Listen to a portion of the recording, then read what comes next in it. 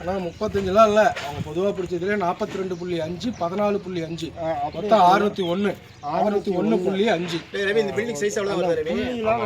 அந்த outer ring டவுட்ரும் 600 square metre 1000. நான் அதையும் சொல்லிடுறேன், தெளிவாக சொல்லிடுறேன். சொல்லுங்க பிடிச்சி பாத்துருங்க மதியே சொல்லு. நான் என்ன சொல்லலாம், இந்த சைஸ் சொல்லுங்க. இது வந்து பூனக்கரட்டில் இருக்கிற வீடு வந்து பார்த்தீங்க அப்படின்னா, நம்ம வந்து மேஸ்திரி அண்ணன் ராஜேந்திர அண்ணன் இந்திரா நகரில் இருக்கார், அவர்கிட்ட பேசி இதுக்கு முன்னாடி நிறைய வீடியோஸும் போட்டிருக்கிறோம். அண்ணன் வந்து ரேட்டு பேசும்போது என்ன பேசணும்னா, ஃபிக்ஸ்டாக பேசணும்.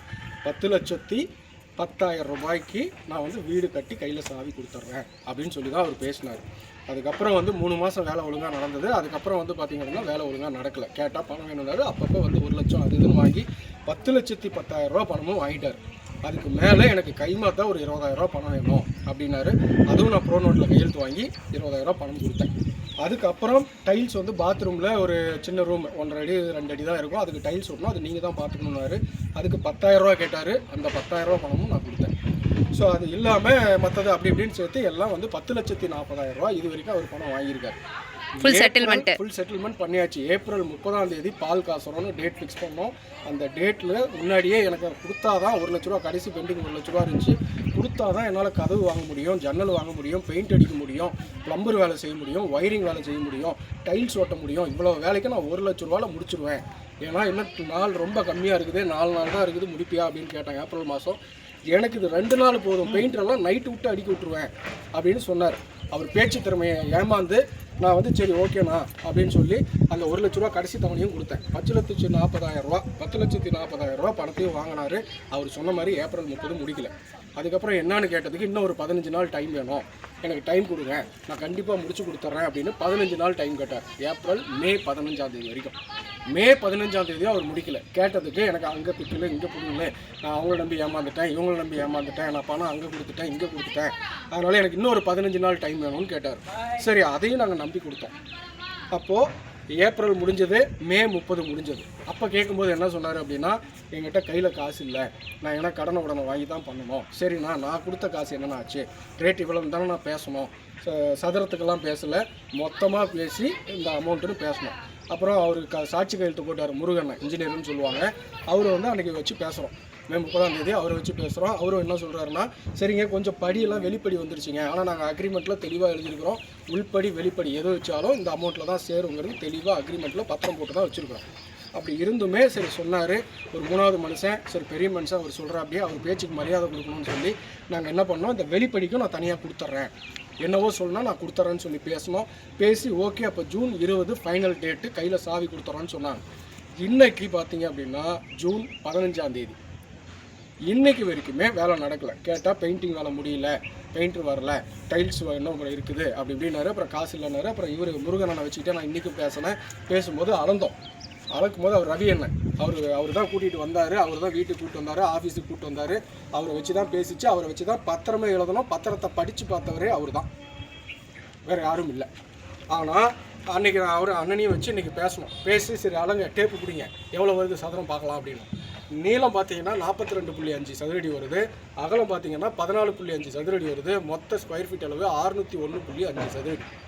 இதுக்கு சதுர கணக்கு தான் நான் பேசுவேன் அப்படின்னு பேசினாங்க. அன்றைக்கி பேசுனது மொத்த அமௌண்ட்டு. இன்றைக்கி அவர் முருகன் சொன்னார் சதுரத்துக்கு பேசிடலாமே அப்படின்னாரு. நான் அதையும் ஒத்துக்கிட்டேன். சரி நான் சதுரத்துக்கு எவ்வளோ நீயே சொல்லலான்னு தான் சொன்னேன். 1,80,000 ரூபா. நாங்கள் அப்படி கணக்கு போட்டோம் அப்படின்னா 10,81,000 ரூபா பணம் வருது. இதில் நான் 10,40,000 ரூபா கொடுத்துட்டேன்.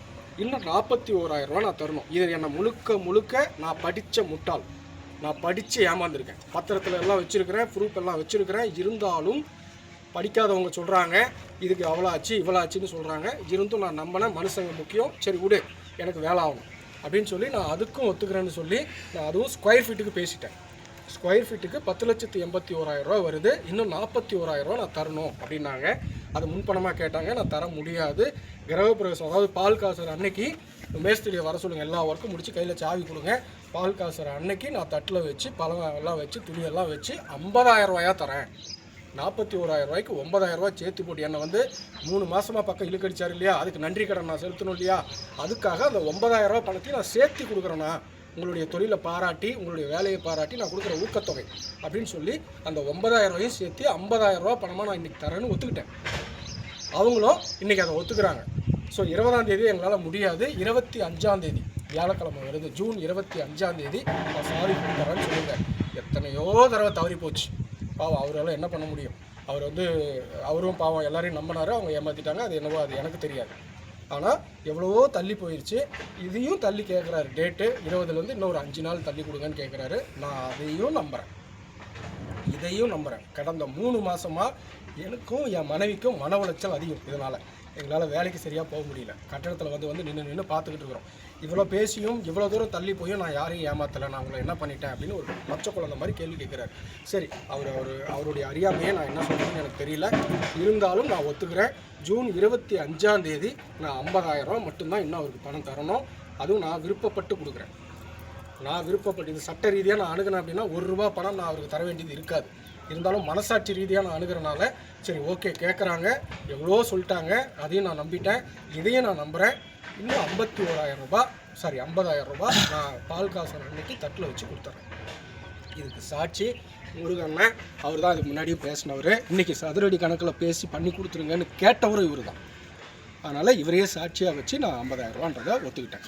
என்னதுப்பா 25ஆம் தேதி? ஜூன் 25. அதான் ஒரே வார்த்தை முடிச்சிட்டேன். சொல்லுங்கப்பா. ஜூன் 25. சொல்லுங்க. அவர் என்ன சொல்றாருமா? பணம் உங்ககிட்ட கொடுத்தோம். எந்த 25? வேலை 25 அடுத்த வேலைக்கிழமை. என்ன மாதம்? ஜூன் 25 வாரம் 25 எனக்கு எல்லா வேலையும் முடிச்சு கையில் சாவி கொடுத்தாங்க. படிப்பு அறிவு ஜூன் 25. ரவி அண்ணா அக்கா என்னைக்கு சாவி வருது? நான் வியாழக்கிழமை முடிஞ்சு தானே? வியாழக்கிழமை ஜூன் 25ஆம் தேதியா? ஜூன் 25. சேர்ந்துட்டு வாங்க. அவர்கிட்ட என்னது நம்ம போய் அவர்கிட்ட பணம் கேட்டோம். அவரும் வந்து இப்போ மாட்டிக்கிட்டாருல்ல, அவரை கேட்கறதுக்கு நமக்கு ரைட்ஸ் இல்லை. நான் அமௌண்ட் கொடுத்துட்டா நீங்கள் 4 நாளுக்குள்ளே பெயிண்ட் வேலை முடிச்சு கொடுத்துறீங்க. 4 நாள் இல்லைதான், எனக்கு 10 நாள் டைமு. ம் இவங்க எல்லாம் ஒர்க் பண்ணிட்டேன்னா என் ஒர்க் ஆகிட்டே இருக்கும். இவங்க ஒர்க்கு என் ஒர்க்கெல்லாம் பிரச்சனையே இல்லை. ம் அமௌண்ட் கொடுத்தா என் ஒர்க் ஆகிட்டே இருக்கும். ஏய், நீ நாளைக்கு அடி. கண்டினியூ போய் எனக்கு என் மேலே தப்பு இல்லை, நான் கரெக்டாக பண்ணி கொடுத்துருவேன்.